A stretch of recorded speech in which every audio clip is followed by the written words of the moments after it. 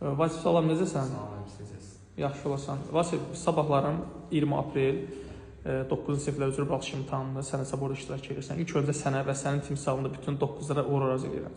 9-da oxuyan uşaqlara nə kimi belə tövsiyə vermək istəyirsən imtahandan bir gün əvvəl, onsuz da yəni kimlə oxuyub, amma yenə öz tövsiyələrin varsa ver. Bir də hansı sənədlərə aparmaq lazımdır? Tələsməmək lazımdır birinci növbədə imtahanda.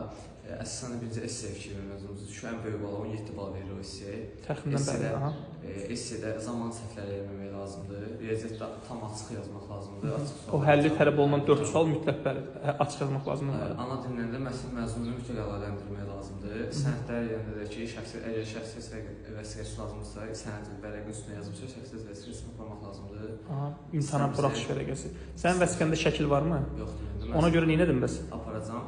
Nə aparırsan? Məktəbdən arayış edilir mənə bir dənə. Şəkillər arayış edilir. Şəkillər arayış edilir ki, bizim məktəbdə oxuyur. Zərfəli və bəli və şəxsiyyət vəsiqəsində şəkil olmayanlar o arayış alırlar.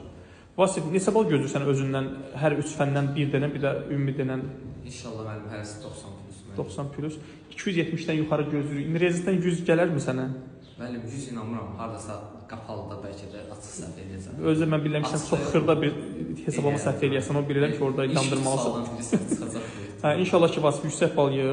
Onsuz yenə paylaşacağam. Nə yığsan paylaşacağam, görsünlər şəffaflıq. Yəni imtahandan əvvəl çəkilir səni.